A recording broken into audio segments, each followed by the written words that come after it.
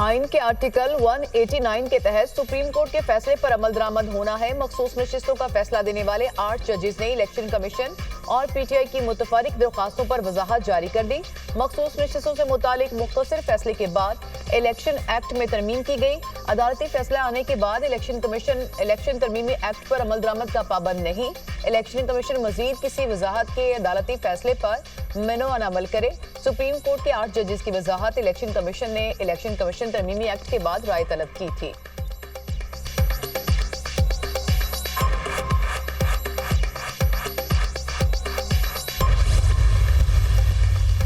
मखसूस नशिस्तों से मुतालिक चीफ इलेक्शन कमिश्नर की ज़ेर सदारत अहम मुशावरती इजलास कानूनी टीम ने इलेक्शन एक्ट पर अमल दरामद करने की तजवीज़ दे दी।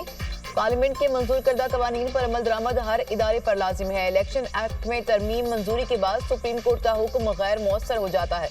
कानूनी टीम ने मखसूस नशिस्तों पर मुअत्तल इरकान की बहाली की भी तजवीज़ दे दी।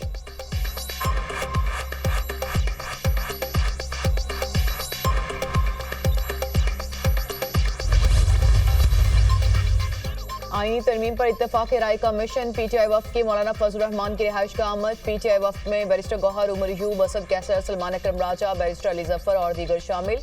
साहबजादा हामिद रजा भी मौलाना फजल रहमान के घर पहुंचे। मुजवजा आईनी तरामीम और मुल्क की मौजूदा सियासी सूरत हाल पर तबादला ख्याल। Peoples party chairman Bilawal Bhutto Zardari की भी मौलाना फजल रहमान से उनकी रिहाइश गाह पर मुलाकात। आईनी तरमीम के हवाले से मुशावरत।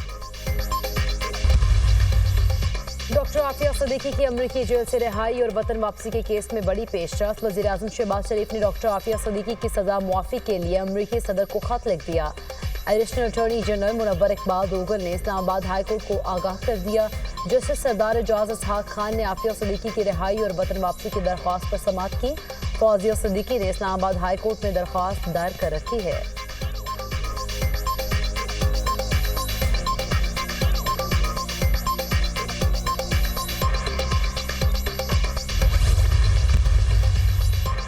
पंजाब में प्राइस कंट्रोल यकीनी बनाने के लिए नया इदारा कायम। वज़ीर आला मरीम नवाज की ज़ेर सदारत प्राइस कंट्रोल को यकीनी बनाने के लिए नए इदारे का पहला इजलास। मरीम नवाज की 6 माह में SMU को मुकम्मल फाल करने की हिदायत। आलमी मयार के मुताबिक नए प्राइस कंट्रोल मैकेनिज्म की मंजूरी। गंदम और दीगर अजनास की पैदावार, दस्तयाबी और दीगर उमूर के तहत निर्ख मुकर्रर करने की तजावीज़ पर गौर। इम्पोर्टेड पाम ऑयल पर इन्हिसार कम करने के लिए सनफ्लावर, सोयाबीन और कैनोला की काश्त बढ़ाने के लिए ज़रूरी इक़दाम का हुक्म।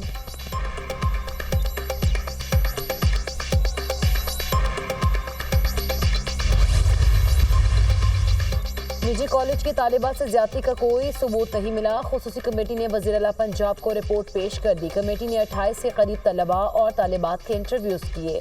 रिपोर्ट के मुताबिक निजी कॉलेज में लड़की से मुबैना ज्यादती का कोई यानी शाहिद नहीं मिला। तलबा और तालिबात ने बयान में इधर उधर से सुना और बताया। ICU में रहने वाली लड़की से भी तफसीली बात की गई। 2 अक्टूबर को जख्मी होने वाली लड़की को घर में गिरने से चोट आई। कमेटी ने हंगामा आराई और अफवाह फैलाने वालों के ट्रायल खुसूसी अदालत में करने की सिफारिश की है।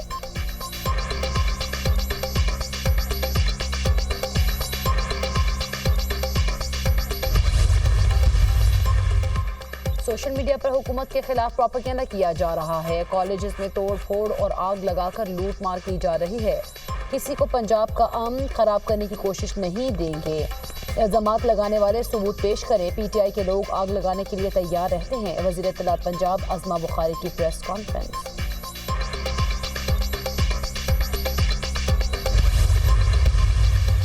Chief justice Lahore high court ने फेक न्यूज़ फैलाकर हंगामे करने के खिलाफ फुल बेंच तश्कील दे दिया। Chief justice Aalia Neelum full bench की सरबराही करेंगी। जस्टिस फारूक हैदर और justice Ali Zia Bajwa full bench का हिस्सा होंगे। चीफ जस्टिस की सरबराही में 3 रुकनी फुल बेंच 22 अक्टूबर को समाअत करेगा। पाकिस्तान पीपल्स पार्टी का मौक़िफ़ इसमें बड़ा क्लियर है।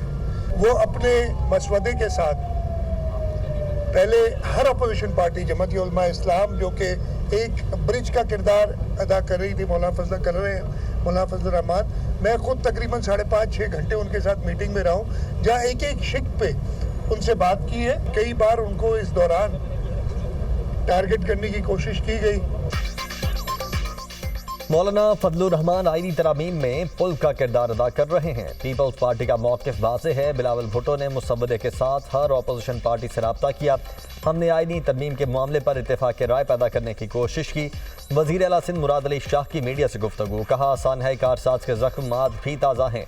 बेनज़ीर भुट्टो को कई बार टारगेट करने की कोशिश की गई।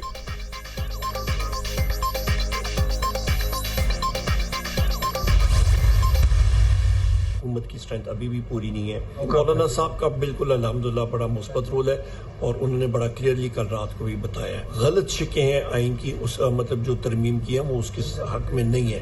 ये आइनी तरमीम लाना चाह रहे हैं तो या तो स्ट्रेंथ पूरी करें, तो इस तरह तो जमहूरियत नहीं चलती है। ड्राफ्ट पे ड्राफ्ट आ रहे हैं, किसी को पता नहीं मसवदा क्या है।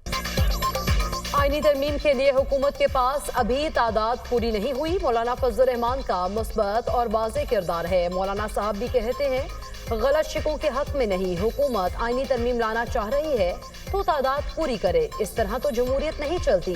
ड्राफ्ट पर ड्राफ्ट आ रहे हैं, किसी को पता नहीं मुसव्वदा क्या है। अपोजिशन लीडर उमर अयूब की मीडिया से गुफ्तगू।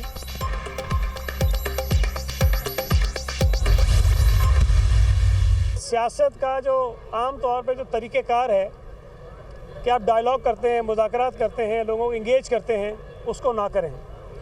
और जो रवैया ख़ास तौर पे इमरान खान का है वो इंतहाई गैर सियासी है। और इस मुल्क में जो क्राइसिस पैदा हुए हैं आज तक, वो सब इमरान खान की हरदर्मी और अनापरस्ती की वजह से हुए हैं। जब आप डायलॉग करते हैं, बातचीत करते हैं, तो आपको कहीं ना कहीं कोई बीच का रास्ता निकालना पड़ता है। सियासत का तरीक़ाकार डायलॉग है। बानी पीटीआई का रवैया इंतहाई गैर सियासी है। उन्होंने जमहूरियत और मुल्क के खिलाफ साजिशें शुरू कर दी। हरदर्मी और अनापरस्ती की वजह से मुल्क क्राइसिस का शिकार हुआ। सिंध के वजीर सईद गनी की मीडिया टॉक, कहा जब डायलॉग करते हैं तो दरमियान का रास्ता निकालना पड़ता है। पीटीआई तजादात का शिकार है। चीफ जस्टिस कोई भी हो, पीपल्स पार्टी को एतराज नहीं।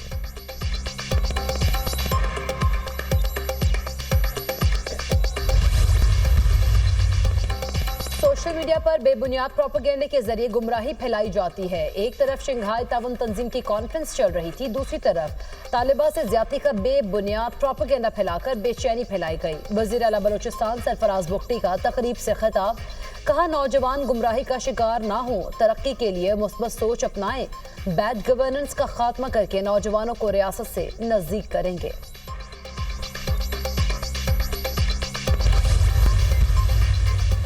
Chief justice Lahore high court का तालीमी इदारों में हालिया वाकयात के तहकीकात से मुतालिक फुल बेंच बनाने का फैसला। रिमार्क्स ये केस अहम है, फुल बेंच मंगल से समाअत करेगा। अदालत की DGFIA की सरबराही में कमेटी बनाने की भी हिदायत। IG Punjab doctor Usman Anwar Lahore high court पेश। चीफ जस्टिस आलिया नीलम ने कहा आप लोग जागते तब हैं जब चीजें जलना शुरू हो जाती हैं। वीडियो को वायरल होने से रोका क्यों नहीं, आप सोए क्यों रहे। IG पंजाब ने जवाब दिया हमारे पास इसको रोकने के लिए कोई अथॉरिटी नहीं। अकाउंट्स बंद करने का तरीका सिर्फ पीटी के पास है। 700 से ज्यादा अकाउंट से वीडियोस वायरल हुई। हम एक अकाउंट से रोकेंगे तो दूसरे से रीपोस्ट हो जाती है। चीफ जस्टिस आलिया नीलम ने रिमार्क्स दिए बच्चों को सड़कों पर क्यों आने दिया गया, अभी तो एक बच्ची का मामला है। वो बच्चियां जो सड़कों पर निकलेंगी उनकी सेफ्टी के लिए क्या इकदाम किए गए हैं।